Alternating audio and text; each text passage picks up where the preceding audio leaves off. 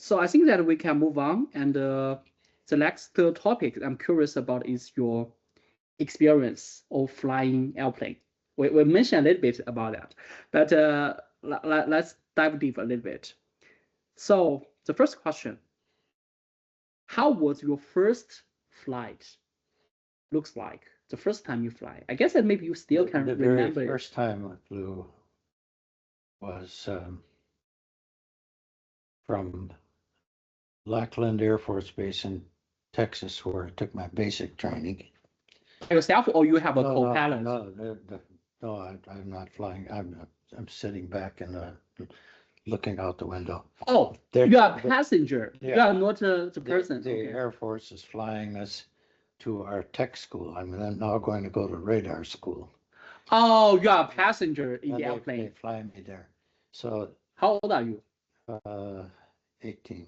18. So first time you take on an airplane is 18 years old. Mm. Okay, continue. So then we land there, and then when I graduated from that school, then we flew to North Carolina. And landed there, and the pilot pulled a joke on us, saying something about parachuting us out. But anyway, so my first flights were all on multi-engine airplanes, but not airliners. They were military. And so then I wanted to fly in the Air Force, but you had to have 2 years of college to fly. So you must finish your 2 years college study before you are qualified. That's right. To fly or to learn fly. To learn to fly. Yeah. Okay. So what happened then is somewhere along in the mid-50s, they decided they needed more pilots. The Korean War was going on. They needed more pilots. So they said, if you can pass a 2-year college equivalency test, then you can take the... Oh, I got you. So previously, you must finish the 2 years study. But now, if you can finish the test, you are good to go. That's right. So I did that. And then I had to take the cadet test, which I passed. Oh, nice. And then I got a class number. And the class number had a date on it. The Korea War ended. They said, we don't need any more pilots. So they canceled that. So that's when another friend of mine and I bought the Luscombe airplane, the little... The $1,800 airplane? Yeah, that's when we bought that. I still feel crazy to buy an airplane for $800. Yeah, what happened in World War II, at the end of World War II, the factory said, what are we going to do now? Nobody needs our airplanes. So they started making little airplanes because they said, how little it is. How little? For example, 2 people, 2 side by side. For example, like a car, how bigger than a car? Well, it's much less than a car, smaller than a car. Smaller than a car? Yeah, you carry 4 people in your car. I think you only carry 2 people. Well, but well, you're right. I count 4 people. Space-wise, it's got a wing. Oh yeah, if not think about the wings. If not think about the wings. Yeah, no, the body is small. Okay. And sports airplane. So we bought that airplane and I flew it home. And then I sold it because I needed money for college. How much you sold it? I guess beyond more than $800. I guess.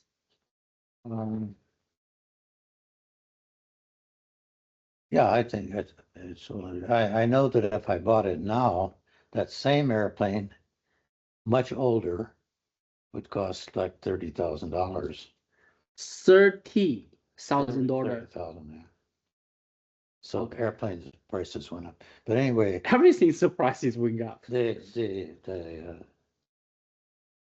So they made thousands of little airplanes, because they thought pilots would come home and want to fly. But no. After being shot at and everything else in the war, they weren't interested. I can imagine. I can imagine. So that's why the prices went down on those little airplanes. I guess that, some people, if they serve as a, serving in the Air Force in the war, maybe when they go back home, they will never, I guess they may even don't want to take an airplane, I assume, I don't know. Yes. Well, they take, yeah, there were guys that didn't want to fly airlines even. There was one case in Canada, I believe it was, where one of the pilots got sick, or both of them or something. Anyway, there was a guy that had flown thousands of hours in bombers and in cargo airplanes in the Air Force, and he was done with flying. He had a real scary situation. Yeah. Anyway, they came and got him and talked him into going up and landing the airplane, which he did, but he didn't want to. Yeah, I got you. And this is your first.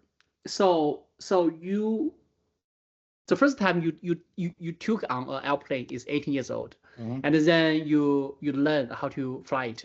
When the first time you fly it by yourself? Also 18 years old? Yeah. It only took me 5.9 hours. 5.9 hours? 5, yeah, to take off and land myself. I don't have a license yet.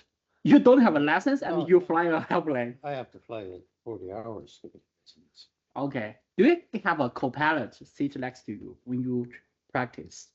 Oh, not after solo. I could practice alone, but I couldn't take any passengers. I had to have a private license to take a passenger. Yeah, I mean, co-pilot is someone like a coach or someone. Well, no, that was my instructor. A co-pilot is another equal to you. Oh, yeah, that's an instructor. I mean, instructor. Yeah, and it was a female. Okay. Shirley Mon, her name was. And she lived on an island. Anyway, she flew from that island to the mainland to take her driver's test. We learned to fly before she learned to drive. Well, I owned an airplane before I owned a car. I didn't get my first car. That's interesting. That's interesting. You and her learn how to fly before you get. Well, I cannot say. So she would take me on the flights until I soloed.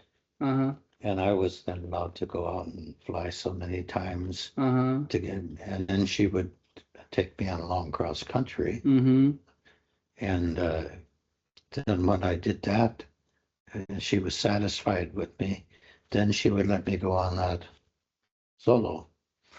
So then I would go there and have an instructor there sign that I got there and that I left. Fly back. And fly back. Yeah. And then you then you get your license. Then you get your license after 40 hours of that. Oh, I guess that is more complex to get a flying license today, I guess.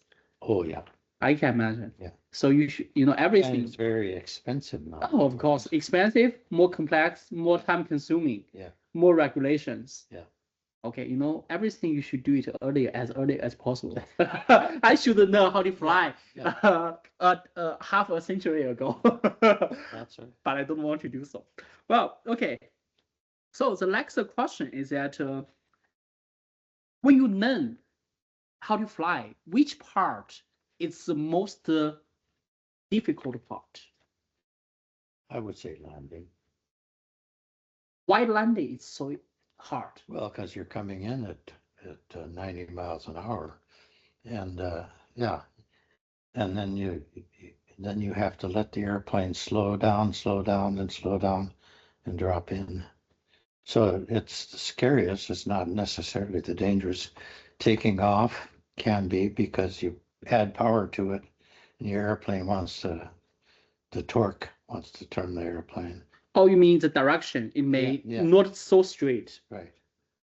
I think when you are in the aisle, it should be more straightforward. I think. I assume. Yeah. And I was never. You have to learn to turn sharply. You have to learn to climb until it stalls, and then their nose will drop, and then you have to slow it down. So yeah, you got to go all through that, and a spin is really scary. Span? A spin, yeah. How do you do span? Well, you start climbing in a turn, and you keep tightening and turning, and all of a sudden the airplane does this, and then it goes spinning, and that kills a lot of people.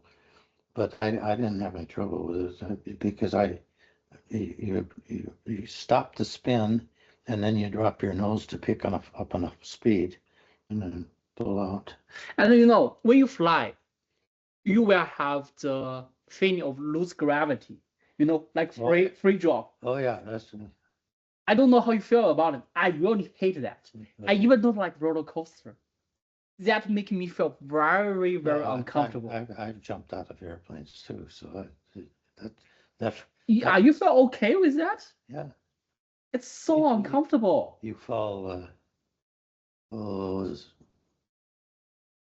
or 400 feet before you open your chute, so you're falling. Yeah, that's exactly how jump looks like. When you free drop without the umbrella open, it's how do you feel? Feels okay. It feels okay. Yeah. I feel so bad. Your chute is still in your backpack yet, until you pull the ripcord, and then. Wait. Do you like a roller coaster? Yeah, you feel like the downside of a roller coaster. Yeah. I hate roller coaster. No, it doesn't bother me either. That's interesting. I think it's really different for each people. Okay, so let me say. So the process to fly airplane. So firstly, you need to accelerate. And at a certain point, how it is fly? Well, if you have everything set right, it'll fly off when it gets fast enough. But what I would do is keep it on its front wheels till I got to its speed where I knew it would fly, and then you pull the stick back a little bit, and you're in the air. So basically, as long as you are fast enough, you fly, right? Yeah, then you pull up, and then you drop your nose enough so that it keeps getting faster. Because you'd like to get it up to over 100 miles an hour. Got you. And when you land, so you need to put your nose toward the earth. Yes. And then. Then you pull your nose up, and then your airplane just sinks down because you're too slow to fly. So it's not sinking down and lands. Or the other way, which I preferred, was to come down, fly parallel to the ground, and then slowly drop it till the front wheels hit the ground. And then you dip your nose a little bit, and then the prop is holding you down. And then you can run along the ground back to the fuel pump or whatever, and then got it. Gotcha. But when you have a airplane, where did you park? Park in your backyard? No. I don't think so. Parked at a little airplane. I didn't learn on the Air Force Base. I learned on the civilian airport. Oh, okay. And you have a place to tie it down. Gotcha. Or you can pay for a hangar. The hangar's expensive. Okay. So you park in a small field. Yeah. And then you drive back home. Yeah. Gotcha. And that was a grass field. That wasn't concrete. So that's something I had to learn, because when you land on grass, your wheels are. I can imagine. Or you land on concrete. Yeah. It grabs you. So I had to have my first flight on concrete with the instructor. I had been flying solo off the grass. Okay. Okay, that's interesting. I think that flying on a grassland is more difficult than concrete, I guess. No, I don't think so. Well, it depends if you're trying to land a big airplane or a little airplane, but a little airplane on grass is fine. Don't make too many difference. No, not a main difference. No, the thing if there's a crosswind, the grass is more forgiving because your airplane will slide a little bit. On concrete, it grabs and it'll try to turn you, or actually it can flip you sideways. So your first landings on concrete are they're different. Not scary, but they're different. Gotcha. Maybe some people are born for flight. Well, I think it was. I had a friend that wanted to learn to fly, and he was 40 years old. It took him 25, 30 hours to solo. I took 5.9 hours. Yeah, I think that different people have different. Well, younger, better. Oh, okay. And he was older. The older you get, the longer it's going to take you. Yeah, I felt that I should know everything I need before I'm 80 years old. Yeah. I should have. Well, the last question under the airplane topic is that can you remember some very specific experience during your flight which give you a very strong impression, a very strong moment? It can be a good one or it's a bad one, like a very excited one, very horrible one, something like that. Well, I'd say the most horrible one is different. I was flying with Nathan and Lisa were little, like maybe 2 and 3. But your airplane only carry 2 people. No, I sold that airplane as soon as I got out of the Air Force, and now I'm flying a Beechcraft Bonanza, which is a 200-mile-an-hour airplane that flies. That's rent. You rent that? Rent. Well, I rent it from a club. I belong to a club that has them. Gotcha. So it's a good. I have a good rate for it. But anyway, we were flying over the clouds, over Lake Chelan, not Lake Chelan, in Idaho. Anyway, the engine goes. Stop? No, it's just they have some noises. Yeah. And how many engines you have? 1 or 2? One engine. Only 1? Yeah. Okay, that's horrible. And I looked at Dixie, and I could tell she felt it too. So I knew she would be worried. So I said, "No, I think it's a magneto." And the airplane has 2 magnetos for redundancy. I said, "I've got to turn off one. Which one to turn off?" So I turn off the wrong one. Then the airplane's going to approximately slow down. So I did that, and that was the wrong one. So then I turned the other one on. And then I flew to Kalispell, Montana, and landed there. But that period of time, I only had 1 magneto. If that magneto dies, then we're in trouble.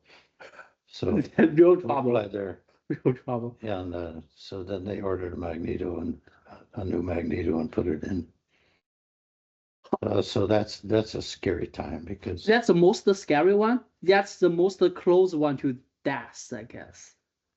Yeah, because if it right, it will crash. Yeah. What's in your mind? How you think? Well, you just go ahead and do what you have to do. Because your whole mind was occupied by how to operate the thing, so you don't have. Right. Afterwards, and I think back on it, that bothered me. It didn't or did? It did, yeah. It's very scary. Yeah.